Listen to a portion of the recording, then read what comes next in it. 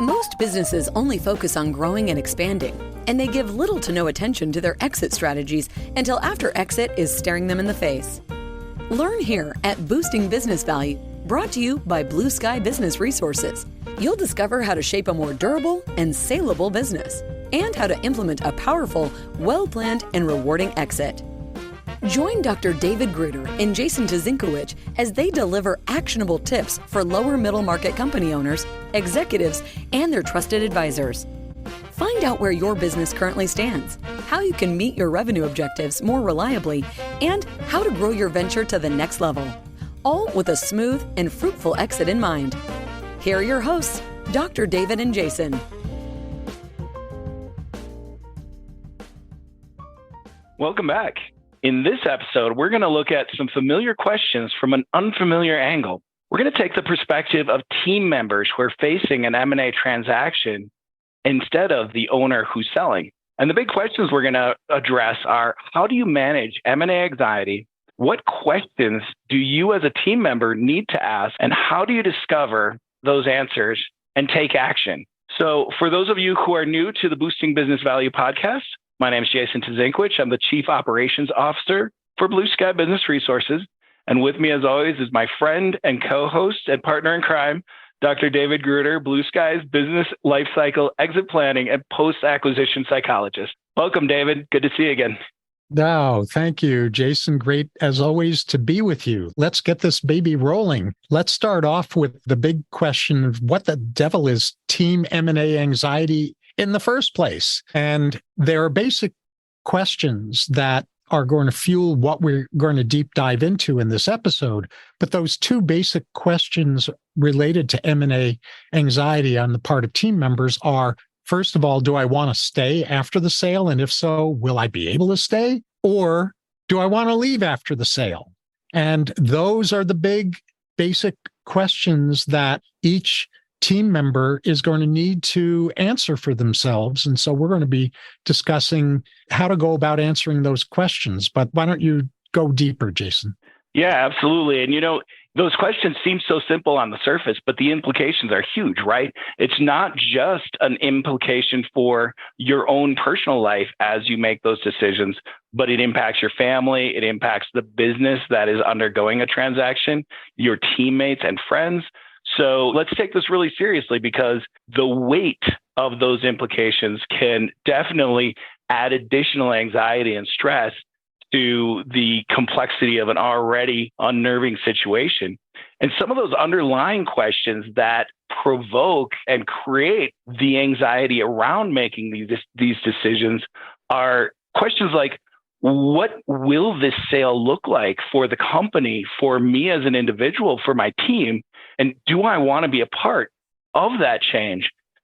Can I be a part of that change? Do I have any control over my destiny other than exerting control by leaving? And what will it mean for me and my life and my family and all those other stakeholders in my life once I've committed to a path? And that whole piece of control just keeps coming back up in all of these questions. It's like, what is the impact? And two, how much power do I have over the impact? Whether I make a decision or not, will a decision be made for me? And if I do make a decision, can I live up to that decision?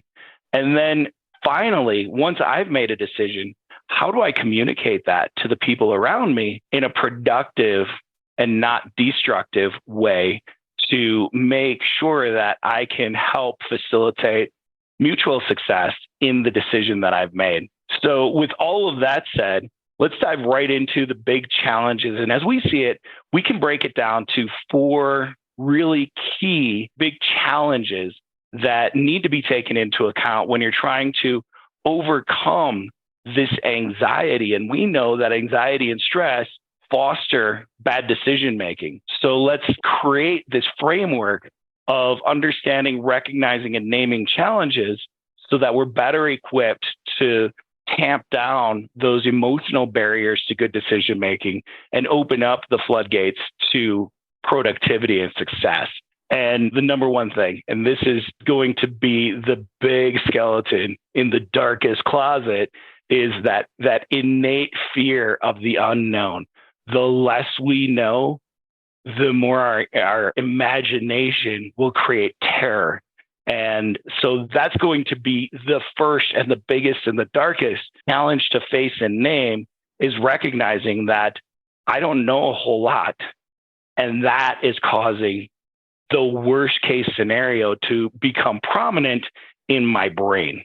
Mm-hmm. That is a huge anxiety piece. And paired up with that anxiety piece, as if that wasn't enough by itself, is a kind of internal disdain for change. There's an old cliche, it may be hell, but it's home.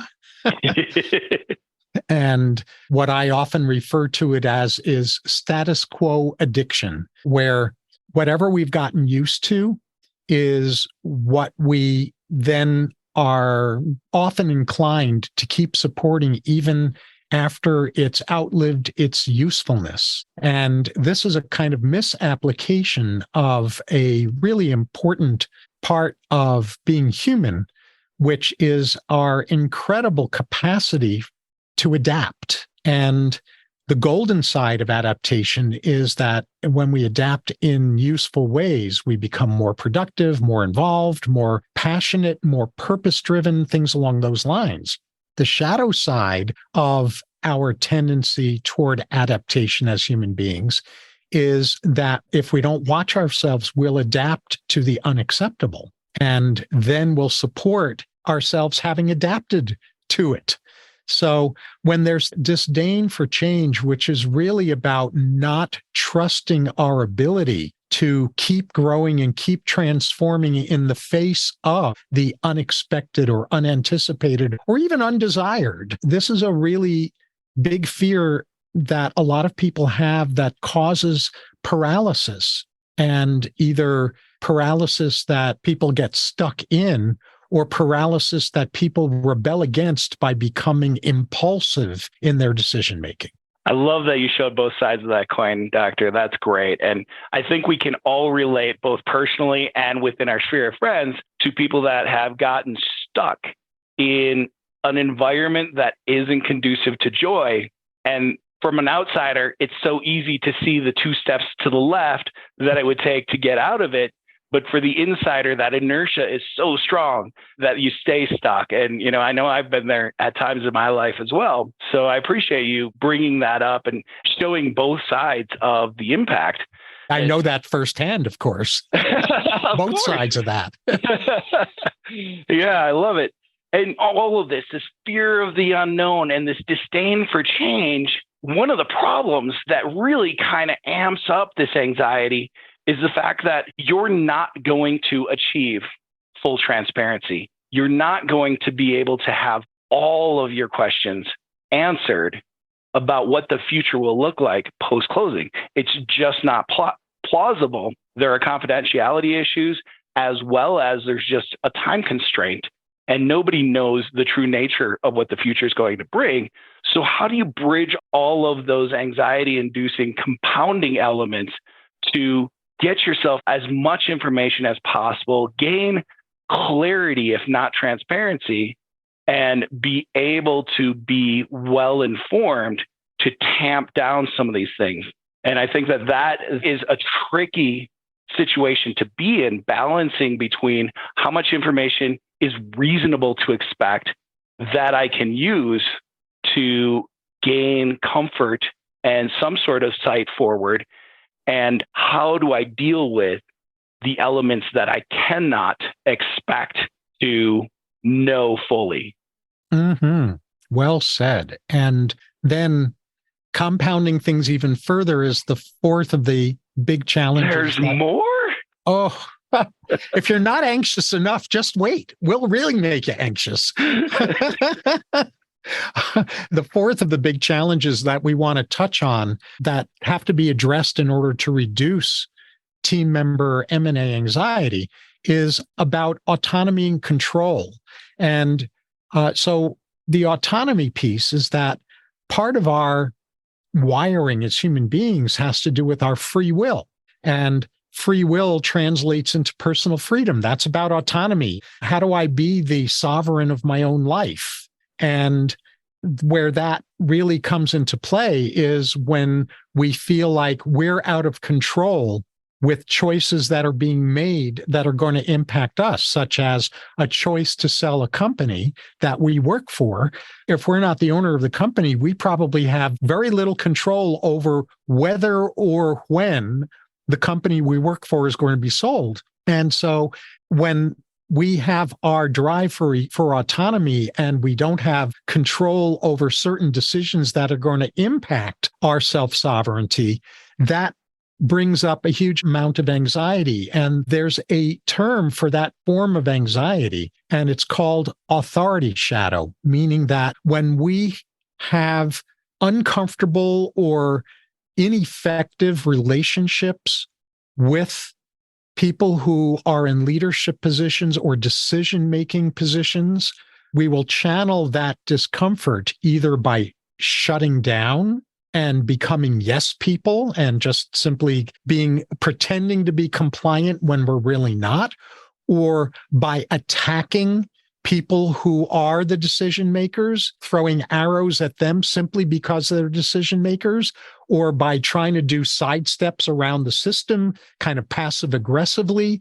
All of those are different manifestations of authority shadow, but our authority shadow exists in most of us, because people in our past were in control of certain decisions that impacted us and impacted us in ways that felt harmful or tyrannical or inhibited our autonomy or our freedom. And so all of us, if we have authority shadow issues, if we have discomfort or rebellious or submissive attitudes toward authorities, toward people who make decisions, we come by those honestly. But that doesn't mean that we're justified in staying stuck in authority shadow. It's about stepping out of that and reclaiming our autonomy and our self-sovereignty in relationship to decisions that we aren't always in control of, but we're always in control of the choices we make in response to those decisions that have been made. You just said a mouthful, my friend. And I love that every session that we have on this podcast, my vocabulary grows. So thank you so much for that. You're welcome. So tell me, is there hope? No hope. So we can just end the episode right here. Come back. Yes, of course, there's hope. There's a success roadmap for dealing with all of this.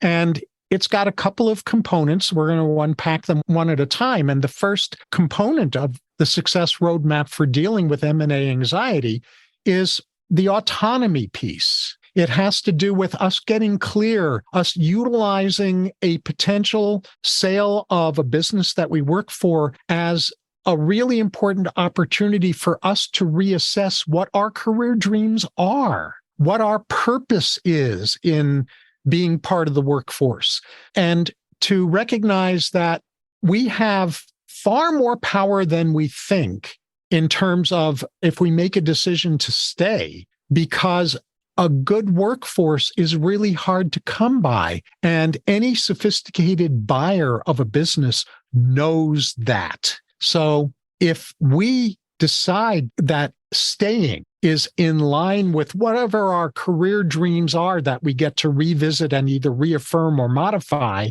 because an M&A might be in the offing, if we decide we want to stay even after the company is sold, we can make ourselves indispensable.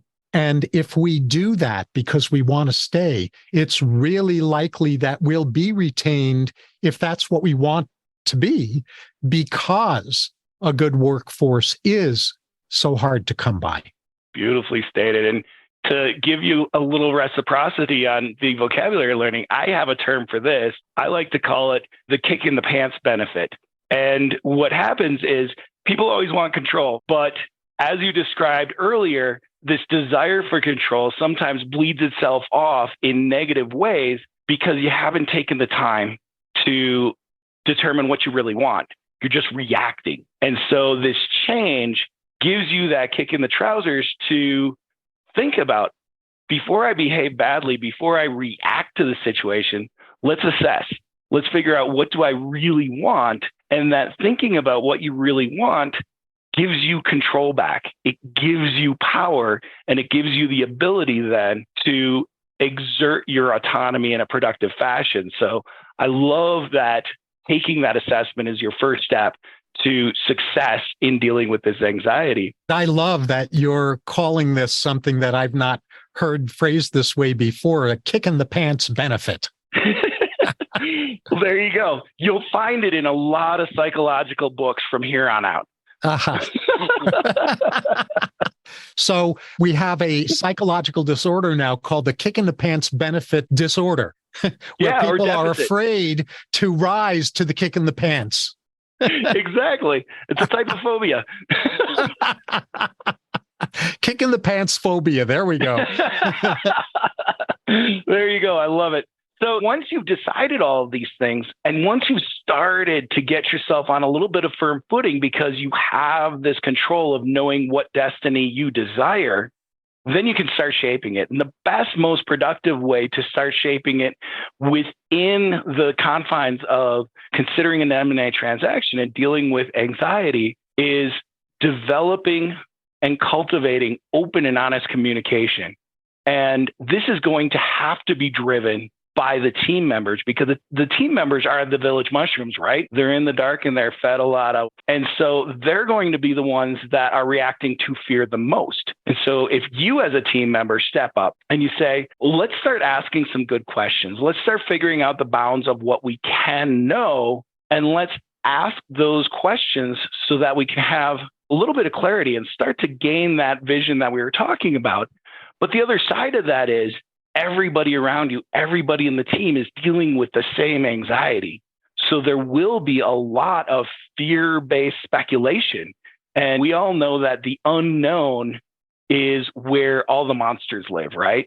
If we don't know what's happening, then we assume the worst. It's natural instinctive behavior. We could chalk it off to our hunter-gatherer days. But recognizing that, and again, recognizing these challenges, giving them a name and turning the light on so you can face them head on makes them a lot less scary. And so, again, if you're thinking about whether or not I want to leave, I want to be indispensable. If I choose to leave, I want to be missed. If I choose to stay, I want to have control over staying.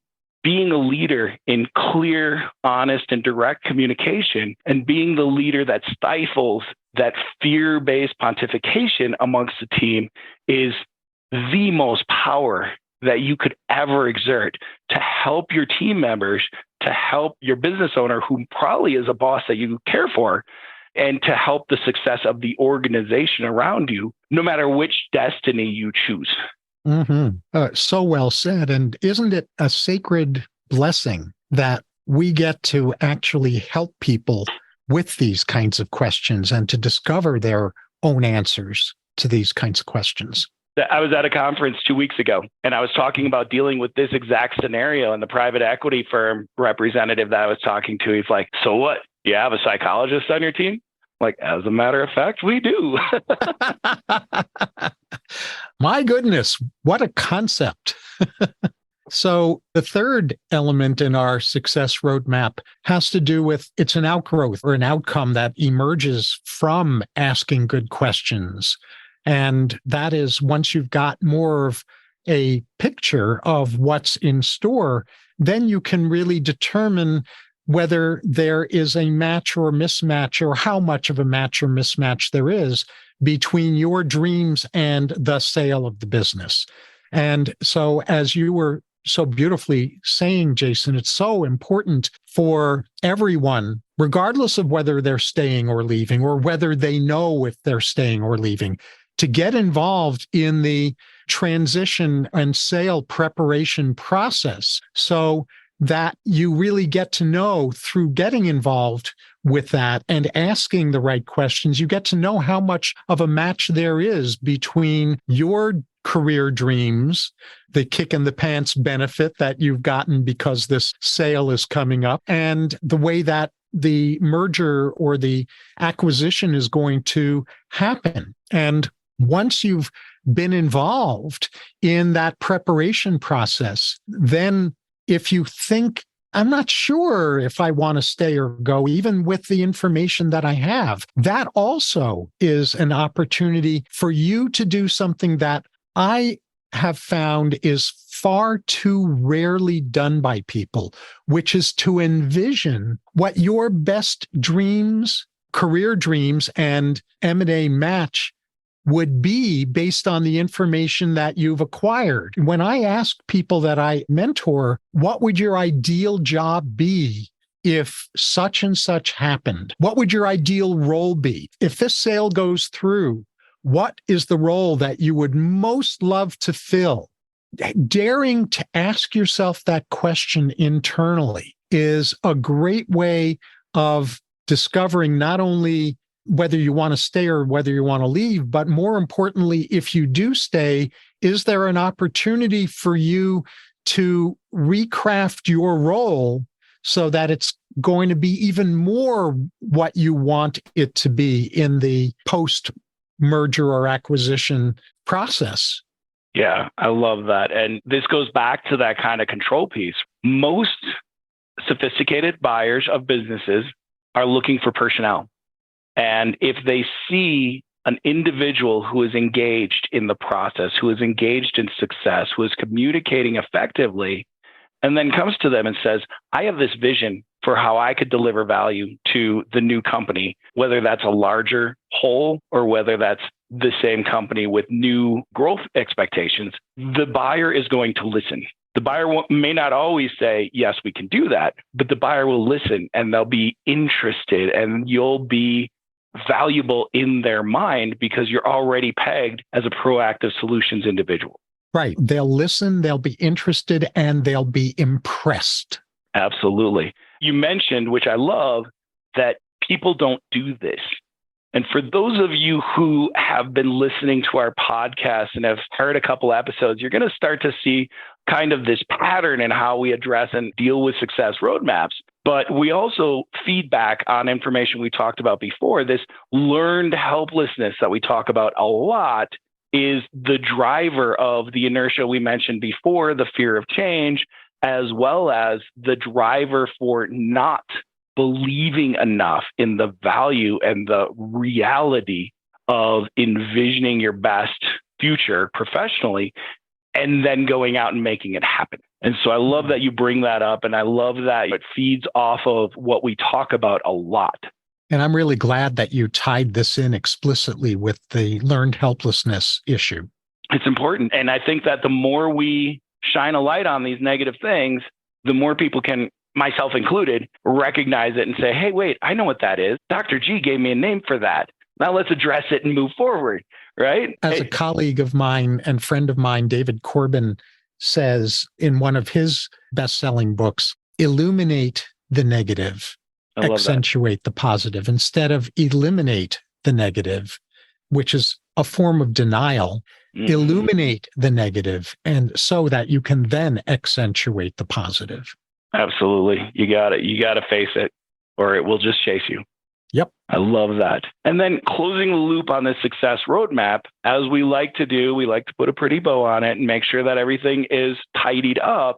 The last piece is communicating. And the specific communication we're talking about at the end of the success roadmap is communicating to the seller and potentially the buyers, depending on where you're at in this process and where you're at in the organization, what your decision is, and then communicating with them how to best manifest that decision. And those are some really important things. So let's take a little bit of time on it. First off, deciding how, when, and to whom you're going to break the news is important. But also it's critical to remember that an M&A process is a very volatile situation. There are a million things that could make an M&A transaction fall apart, and there are a handful of things that can help it close. And so once you've made the decision, I want to be a part of this or I do not want to be a part of this, you're making a very impactful decision. So understanding the implications of that decision and treating that decision with care is going to be critical. If you decide that you do not want to stay through the transition, talk with the seller. Be transparent. This is a person who's been your boss for a while. presumably. And so figure out a plan of how you can extricate yourself from the business in a reasonable fashion that doesn't derail the transaction. Because, killing a transaction because you decide you don't want to be a part of it is really not a healthy response to any of this. Supporting the transaction, even though you choose not to be a part of its future, is a higher order decision. It's the more respectful decision, and it's going to help you not burn bridges as you move to the next stage of your career.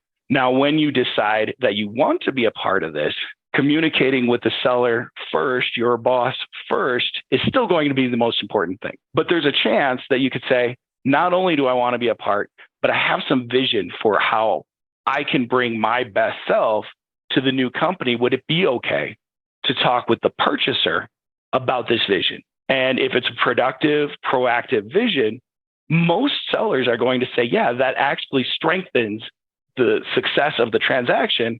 Please, let's set up this meeting. Let's go do it together. And again, that's giving you control, credibility, making you indispensable, and helping to give you the best possible chance of achieving your ideal future with this new partner. Mm-hmm. Beautifully, beautifully said. I think that this is an overlooked roadmap for dealing with team M&A anxiety. And I'm so glad that we've covered this territory in this episode. I think it's probably time to move on to our takeaways before wrapping this up. I think that's great. I love it. And thank you so much. This has been fun. I've learned some things as we've discussed it. Likewise. And for me, the biggest key takeaway that I want people to leave this episode with is very simply that as an individual, as a cog in the bigger machine that is being sold, it's so easy to become helpless and to feel powerless and to feel like a victim of a change. But for me, it's really important to point out that you have so much more control than you would assume in this scenario. And you can assume that and exert it in a way that's going to be exponentially positive, not just for your own future, but for your team members and for the future of the business. No matter what you choose is your best path forward. Mm-hmm. Well said. And then the other takeaway that we think is important from this episode is again, to view the M&A process as your own growth opportunity, as a kick in the pants benefit, instead of as an invitation into a downward spiral of anxiety that's inevitably going to lead either to you being paralyzed or you being impulsive in your decisions. This is an AFGO instead. If you don't know that acronym, I'll do the version of it for polite company. AFGO stands for another friggin' growth opportunity. I love it. So, on behalf of the wonderful, ever enthusiastic and articulate Jason Tuzinkewich and myself, we thank you once again for listening to this episode. And we, as always, invite you to click the subscribe button so you can be notified immediately when we release future episodes. We also particularly look forward to reading your thoughts, questions, topic suggestions, and other requests in the comments section at the bottom of each episode's page, because it's through your feedback that we know what's important for us to cover in future episodes. And all of the episode pages for this Boosting Business Value podcast are available through the Blue Sky Advisors website, and the direct link to the podcast page is blueskyadvisors.net/podcast. Lastly, we invite you to take advantage when you're on Blue Sky's website of our free surveys for helping you gauge your business's health more accurately and its opportunities more effectively. And each of those great surveys includes real-time feedback and recommendations. So go ahead and visit blueskyadvisors.net today to get started. That's all for this episode of Boosting Business Value. May your new learning result in the smoothest and most profitable exit strategy for your business. With the right knowledge and guidance, the sky's the limit to what you can do. Do not miss an episode by subscribing to the show. And if you want to learn where your business currently stands, we also have free key opportunity assessments. Find all of them at blueskyadvisors.net/podcast. Thank you for joining us. See you on the next one.